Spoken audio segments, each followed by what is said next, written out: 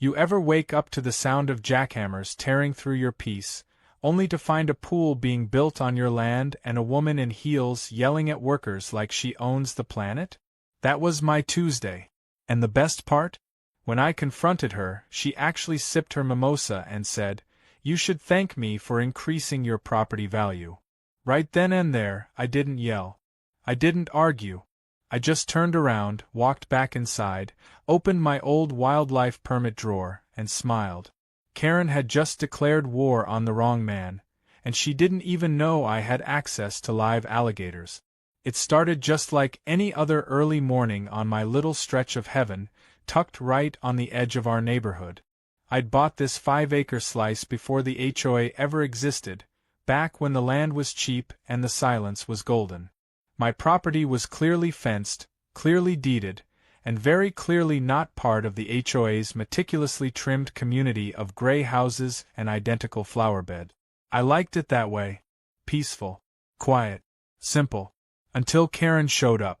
I first met her when she tried to fine me for overgrown wilderness on my own land.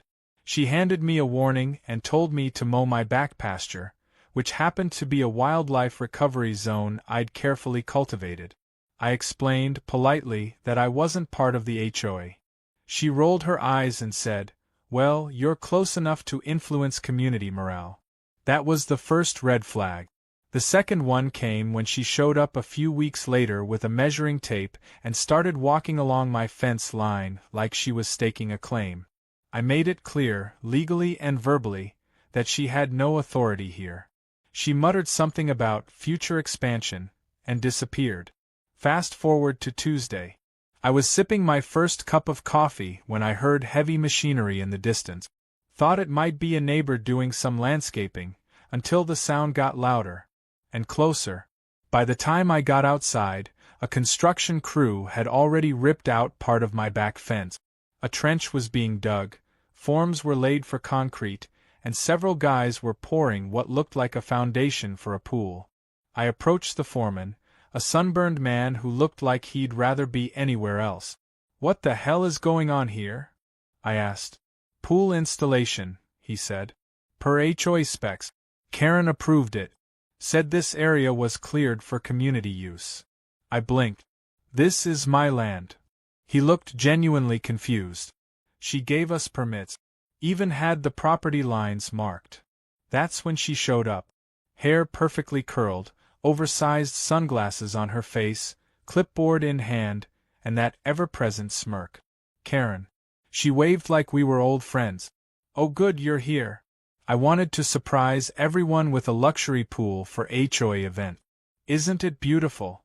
"Karen," I said through clenched teeth, "you're building it on my property." She laughed. "Don't be silly. The HOA has rights to expand onto adjacent parcels if they're not developed." I pointed to my house, my barn, my crops, and my no trespassing sign. "It's developed. By me." She rolled her eyes. "Look, if you're going to make a scene, I'll have to bring this up with the board. Or the city. This is for the good of the community. And honestly, you should be grateful. Property values will skyrocket. You can even use the pool, if you behave." I just stared at her. There's a special kind of fury that comes from watching someone violate your space and then act like they're doing you a favor. But I didn't raise my voice. I didn't argue. I just took a deep breath, turned around, and walked back to my house. I could hear her chuckling behind me. Once inside, I went straight to my old filing cabinet and pulled out my retired wildlife officer badge. Then I flipped to a folder labeled Special Permits, Reptile Relocation. You see, before I retired, I worked closely with the Florida Fish and Wildlife Conservation Commission. I specialized in handling nuisance alligators. I had contacts, legal permit, and a very specific knowledge of what qualified as a secure, natural aquatic habitat. So I made a few calls. One to my buddy Dennis, who still worked with reptile relocations, another to my lawyer, just to make sure everything I was planning stayed within the fine lines of legality, and finally, a quiet, Anonymous tip to the local assessor's office to let them know that someone was building without permits on surveyed private land. Later that day, Karen came back, beaming as the pool's outer shell was finished. She had lounge chairs delivered, ordered umbrellas, even scheduled a DJ for a grand HOA pool reveal over the weekend. It wasn't just trespassing anymore, it was full-blown delusion. That night, under the cover of stars, I stood by the pool with Dennis. We inspected the concrete. It was big enough, deep enough, and, after some modifications, perfectly acceptable for a temporary holding site for a few juvenile alligators. We weren't breaking any laws. These weren't wild captures. These were relocated gators from overpopulated areas, moved for conservation and education purposes. Fully licensed. Properly documented. The next morning, as the sun rose over the HOA's pastel rooftops, 3 gators swam lazily in the new pool, splashing in the water Karen had so proudly filled just hours earlier. I added a sign to the gate. Caution, a wildlife habitat, authorized entry only. Then I sat back on my porch with a coffee and waited for the show. I didn't have to wait long. A shriek echoed across the fields around noon. Karen's pool party prep had officially collided with reality. And I knew this was just the beginning. Because if Karen wanted a war, she was about to learn the hard way. This gator pond wasn't going anywhere. The morning after the great gator surprise, I woke up to the sound of my phone vibrating off the nightstand. I glanced at the caller ID and smirked. It was Dennis. "They're loving it," he said, laughing. "Those gators are swimming like royalty in that concrete palace. You did say we could leave them there for a few days, right?" I told him he could leave them as long as the permits allowed and the habitat remained safe. "Perfect," he said, "because I just got another call from Animal Control saying someone reported a crocodile invasion at an HOA pool." We both knew who had made that call. I wasn't surprised when the first official vehicle pulled up to the edge of my property before noon. A tan SUV marked County Animal Services, parked right beside the broken section of fence Karen's crew had knocked over days earlier. A middle-aged officer stepped out, clipboard in hand, clearly not expecting to be greeted with 3 sunbathing gators beside a newly poured pool. He looked from the reptiles to me and raised an eyebrow. I walked over with a stack of papers in my hand. "I'm guessing you're here about the gators," I said. He nodded. "Yup. Got a report that they're a public danger and someone's running an illegal exotic zoo." I handed him the documents: wildlife relocation paperwork, educational permit, property boundary certification, and yes, a copy of the email from my lawyer confirming that no part of this setup violated any state laws. The man flipped through the paperwork, whistled low, and muttered, "You really covered your bases, huh?" I shrugged. "Just protecting my land. Those gators didn't choose this pool. They were relocated for safety, and apparently, it's better maintained than some of the actual wildlife facilities." He chuckled and nodded toward the house next door. "And her." I smiled. "She built the pool without permit, on land that doesn't belong to her, then tried to throw a party in it." He shook his head. "I'll file the visit as a non-issue.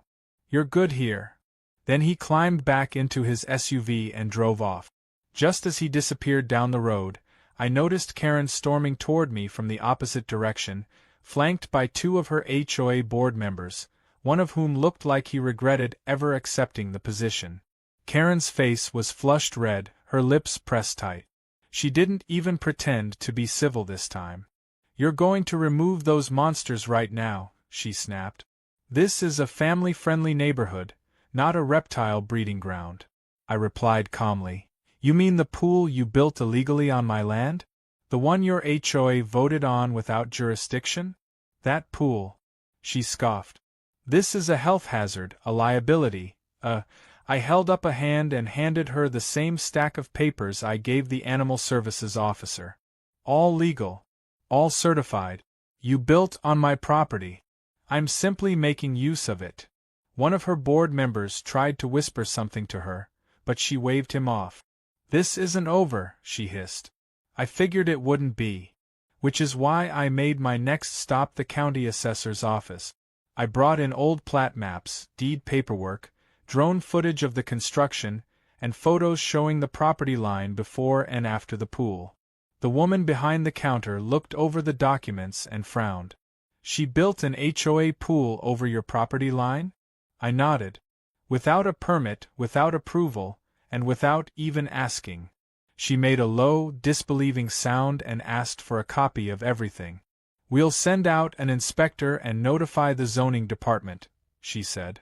They'll want to take a look at this immediately. I thanked her and walked out knowing that the machine had started turning, and there was no way for Karen to stop it now. When I got back home, Dennis was waiting on the porch with a big grin. You're not going to believe who just stopped by, he said. A blogger. Apparently your Gator pool went viral. I raised an eyebrow. Already? He nodded. Someone from across the street filmed Karen screaming at the Gators and uploaded it. It's already got 50,000 views. And that's before the local news picks it up. I sighed, partly amused, partly exhausted. I hadn't planned to turn my home into the center of a social media circus, but if it helped expose Karen's abuse of power, I wasn't going to complain. Later that evening, as I grilled dinner on the back porch, a drone buzzed overhead. I looked up to see it hovering near the pool, camera blinking red. Dennis, who hadn't left yet, laughed. Guess the internet's hungry for more Gator content. I shook my head. They better be careful. Those drones might catch Karen's next meltdown live. Just as I said that, Karen herself marched up the driveway again, this time with a local reporter in tow. She gestured wildly at the pool, waving her arms as she gave some dramatic speech about reckless animal ownership and safety concerns. The reporter turned to me, probably expecting a defensive reaction. Instead, I calmly handed him the paperwork I'd been carrying everywhere for the past 2 days. He read a few lines, looked at Karen, and then asked, "So, you built this without a permit?" Her face contorted. "That's not the issue. The Gators are the issue. But the damage was done." The reporter thanked me, promised to present both sides, and left. Karen turned and stormed off again, screaming something about lawsuit. That night, the local news ran the segment. The headline read, "Alligators, HOA, and one very angry neighbor, suburban drama in action." They aired clips of the Gators, the pool, and Karen's frantic rant. But what really nailed it was the footage of me calmly explaining the legal permits and how Karen's unauthorized pool triggered the whole thing. The comments section was pure gold. My favorite one read, "Plot twist. Florida man is actually the good guy this time." By the end of the week, the Gator Pond had become a local attraction. Neighbors I'd never even met before were walking by the edge of the property, peering through the fence to get a glimpse of the lazy reptiles. Kids pointed. Adults took selfies. A few even asked if I did tours. I politely declined, but I did put up a sign that said, "Welcome to Karen's Pool, now a wildlife refuge. No lifeguard on duty. Gators only." Dennis thought it was the funniest thing he'd ever seen. Karen, on the other hand, seemed to disappear for a day or two, probably busy plotting her next move. And I had a feeling it was going to be loud, illegal, and absolutely destined to backfire. The calm didn't last long. On Monday morning, I opened my front door to find an envelope taped to it. The paper inside had the HOA's logo stamped at the top and a bold header that read, "Cease and desist." According to Karen, the presence of alligators on my property violated neighborhood safety protocols and posed a direct threat to community well-being. I laughed so hard I had to sit down. This woman had literally built an unauthorized pool on my land, and now she wanted to pretend I was the threat? The absurdity of it all was reaching new heights, and the more she pushed, the more she made herself look ridiculous. I took the letter inside and called my lawyer, who was already well into drafting the lawsuit for trespassing and property damage. He read the letter, paused, and then snorted. "She really put this on HOA letterhead?" I told him yes, and he replied, "She's digging her own hole." Just document everything. This letter? That's another nail in her legal coffin. I scanned and emailed it to him. Then I printed a copy, walked outside, and pinned it to the fence beside my hand-painted Gator sign with a note under it that read, Official Comedy Exhibit A. It didn't take long for someone to snap a photo and post it online. The image spread like wildfire. Karen's official-looking cease and desist, stuck next to a cartoon gator holding a martini, became meme material overnight. That afternoon, the real escalation began. Karen didn't just want to fight with letters and passive-aggressive lawn signs anymore. She wanted control. I was sipping iced tea on my porch when I noticed several unfamiliar cars pulling up at the HOA clubhouse across the street. People in suits stepped out, including one who looked like he hadn't smiled since the Nixon administration. A few minutes later, a drone lifted into the air, hovered over my property, and started taking sweeping shots of the pool and gators. I grabbed my binoculars and watched as Karen, standing with arms crossed, pointed directly at my house and began speaking animatedly to the suited group. I knew exactly what she was trying to do. She'd hired private inspectors or a legal consultant team to look for any possible violations she could twist into a case against me. What she didn't know was that the entire area was rigged with motion-detecting trail cams from my wildlife days.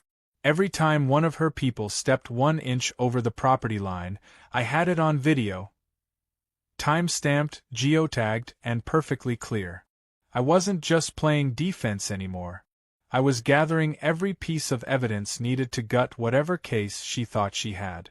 That night, I uploaded several clips to a private cloud folder I shared with my attorney.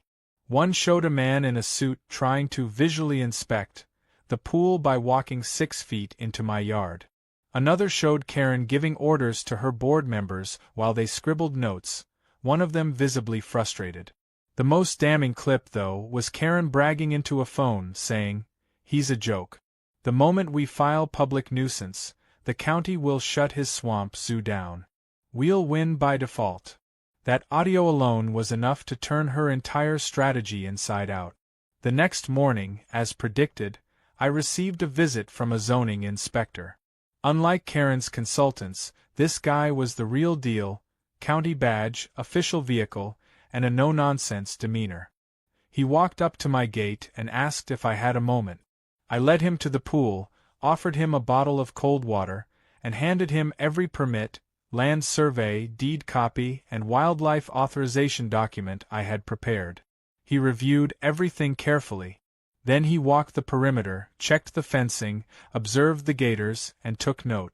After 30 minutes, he turned to me and said, "Mr. Collins, I'm going to be frank. This setup is unusual, but it's fully legal. The wildlife is permitted, your land boundaries are clear, and the structure, while built without your consent, is technically sound.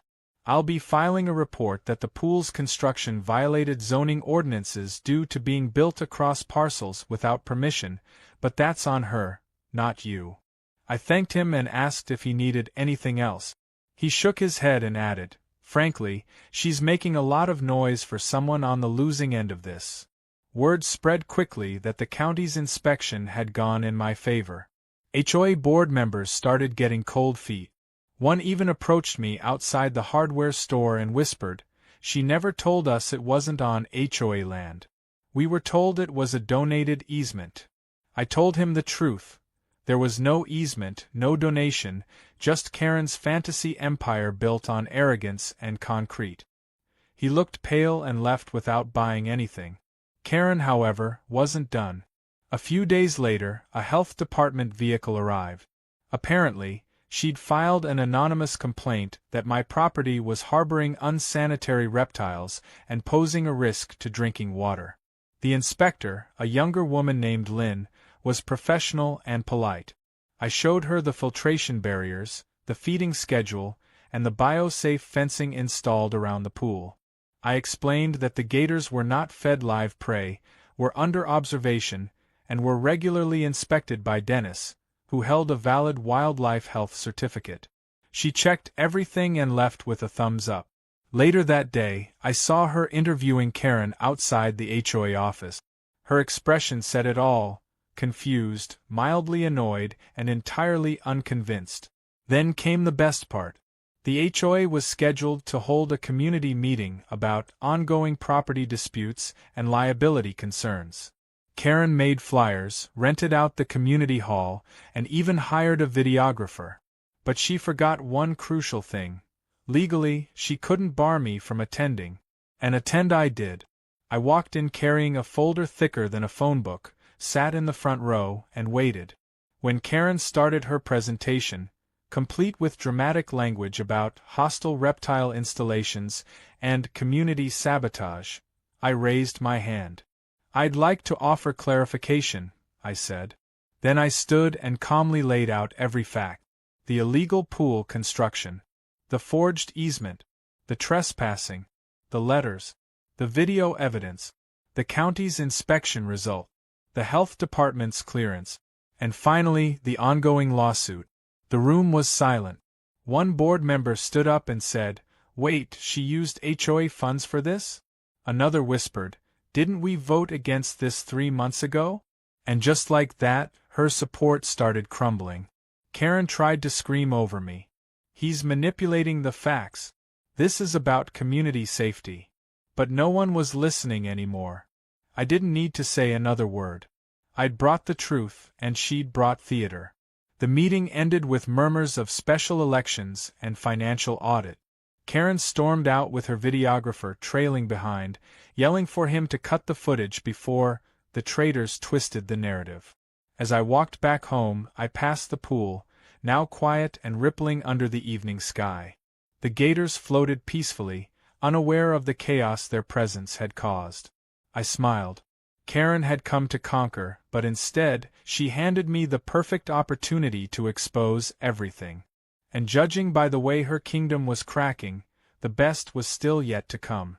The week after the HOA meeting felt like watching a building crumble in slow motion. Karen had spent years climbing to the top of the neighborhood's petty political pyramid, and now it was all collapsing brick by brick. She tried to keep her grip, issuing desperate emails to HOA members, calling emergency board meetings, and even putting up signs claiming my Gator pond was a community emergency zone. No one was buying it anymore. Her own allies were backing away like she had a contagious disease.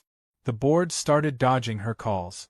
A petition for her removal quietly began circulating, and several residents reached out to me directly, not to complain, but to apologize.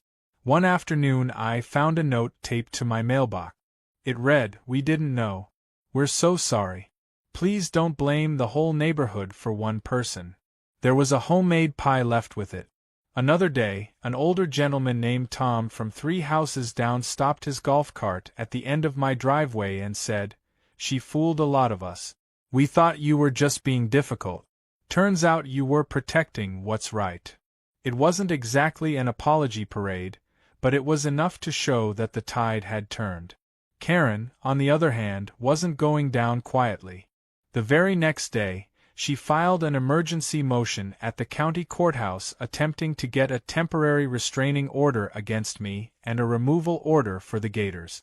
She claimed they were part of an intentional campaign of emotional terrorism and cited psychological distress, sleeplessness, and a recent birdbath incident involving a lizard. The court clerk, apparently used to such drama, scheduled the hearing without comment. When I showed the notice to my lawyer, he rolled his eyes and said, "Let's just treat this like the final tantrum before the real storm." The court date arrived on a stormy Wednesday morning. I wore a suit, brought every document I'd accumulated, and walked into the small courtroom where Karen was already seated with a high-priced attorney who looked like he'd rather be anywhere else. She avoided eye contact, focusing instead on her prepared statement, which she read with the emotion of a soap opera audition. "I have suffered intimidation, property devaluation, and reptilian trauma," she declared. "Our community has been invaded, not just by gators, but by hostility." The judge, a tired-looking woman who'd probably heard more nonsense in a week than most here in a year, motioned to my attorney.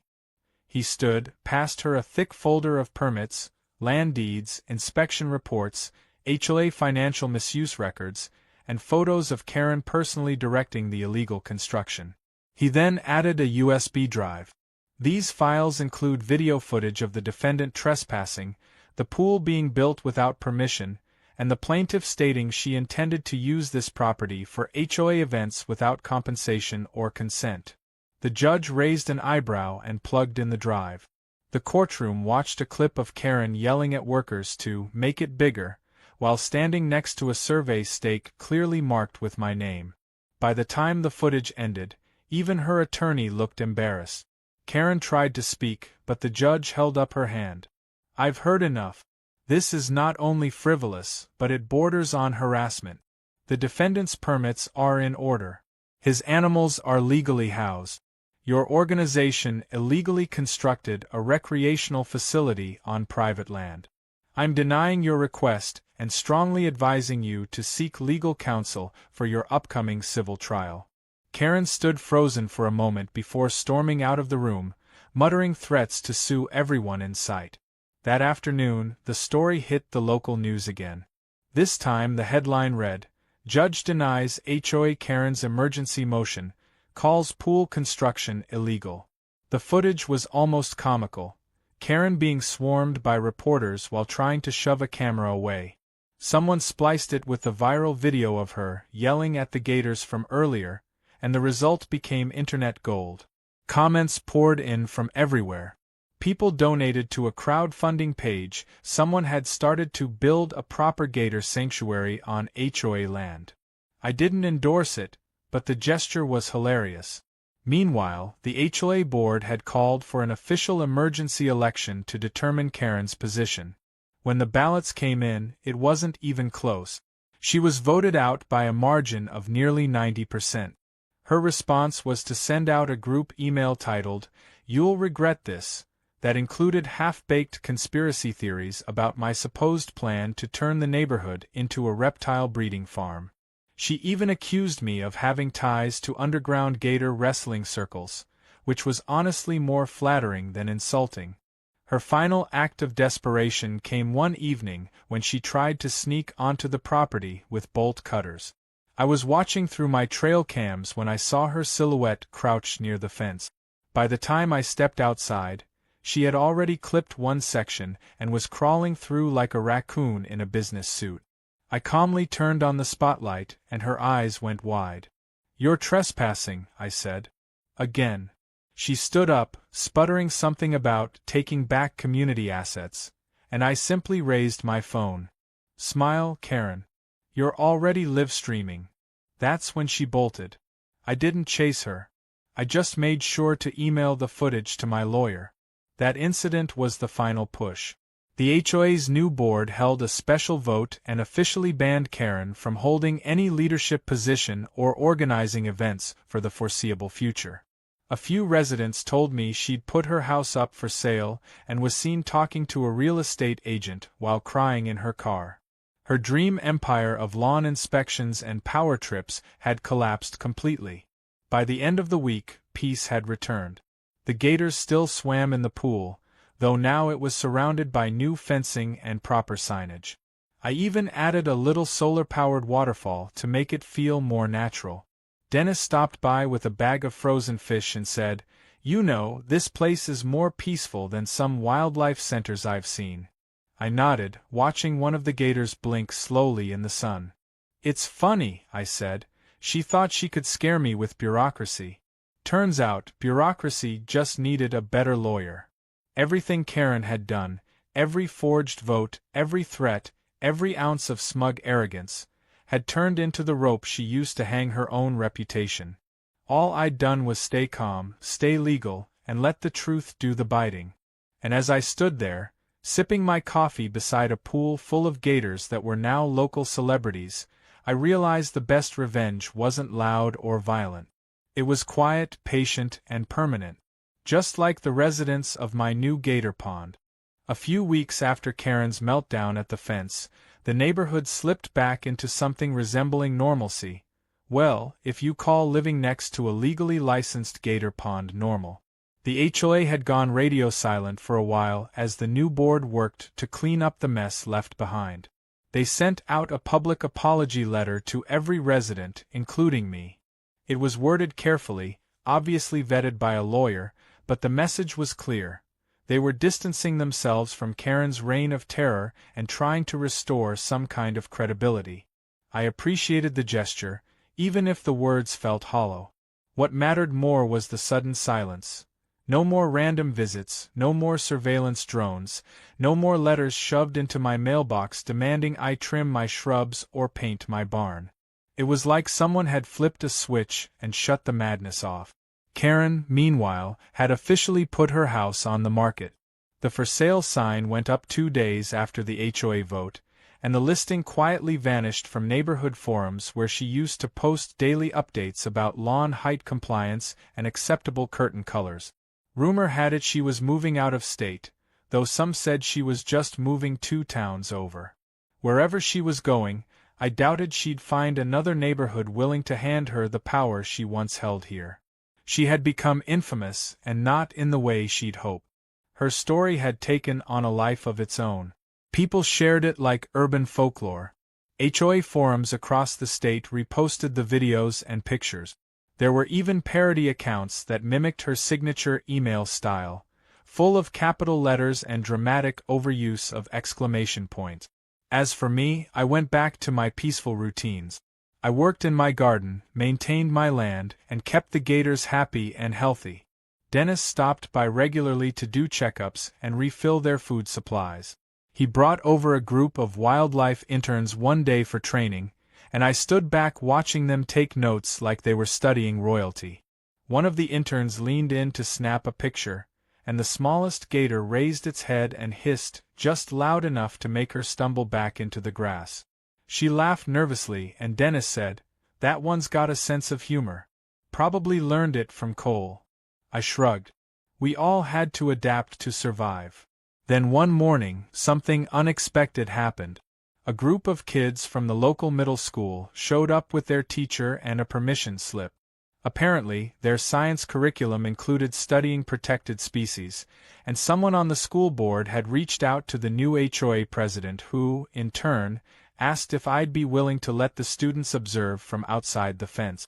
I said yes, on the condition that they stay behind the marked line and no one tosses anything into the pond. The visit turned out to be a hit. The kids asked thoughtful questions, jotted notes, and stared wide-eyed as the gators glided through the water like prehistoric submarines. One of them raised his hand and asked, "Is it true this used to be a party pool?" I nodded. It was meant to be. Then someone forgot to ask permission. Now it's something more important. After that visit, word spread that my property had become an unofficial educational site. I didn't advertise, didn't charge, didn't post signs. But occasionally, a teacher or a scout leader would ask to bring their group by for a quick lesson on wildlife, conservation, or how not to anger your neighbor by building a pool on his land. I kept things low-key, informal, and always safe. No one got too close, and the gators mostly lounged like they were enjoying retirement. I found a sort of peace in it all. What began as a petty turf war had transformed into something meaningful. The civil case against Karen and the HOA reached its final phase soon after. With overwhelming evidence and public opinion heavily in my favor, the judge ruled that the HOA was liable for trespassing, unauthorized construction, and property damage. They were ordered to compensate me for every penny related to the cleanup, legal fees, and land restoration. Karen herself was named individually in the judgment for misappropriating community funds without proper board approval. Her personal liability wasn't astronomical, but enough to sting. When the decision came down, I didn't celebrate. I just let out a breath I didn't know I'd been holding. It was over. Not just the pool or the court battles, but the constant war for control over something that had always been mine. That evening, I posted the final update to my original Reddit thread, the one I'd started weeks ago titled, "HOA Karen built a pool on my property for her guests, so I turned it into a gator pond." I included a few closing photos, One of the gators basking at sunset, one of the fence with the caution sign, and one of me holding the court judgment with a small smile on my face. My caption was simple. Sometimes you don't need to fight fire with fire.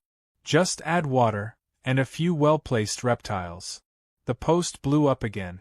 Thousands of upvotes, hundreds of comments. People asked if the gators had names, if I'd consider a YouTube channel, if I was planning to trademark the idea. Someone even asked if I'd give a TED Talk. I laughed at that one. I wasn't looking to go viral. I just wanted my land, my peace, and my space. And now, finally, I had it. One night, as I sat on the porch with a cup of coffee, watching the moonlight dance on the surface of the pond, I heard the faint sounds of distant music and laughter. It wasn't from a wild party, just a couple of families from down the road enjoying a backyard dinner. For the first time in a long while, it didn't feel like noise. It felt like life returning to the neighborhood without Karen's shadow looming over it. The HOA board was still operating, but quietly, respectfully, and with actual transparency. No more surprise notices. No more threats. No more pretending to own what they didn't. And so the Gator Pond stayed, not just as a habitat or a monument to one woman's downfall, but as a symbol. A reminder that arrogance built on entitlement will always fall to patience built on principle. You can build a pool without permission. You can even throw a party in someone else's backyard. But when the water settles and the noise fades, the truth floats to the top, along with a few cold-blooded witnesses to make sure it stays there.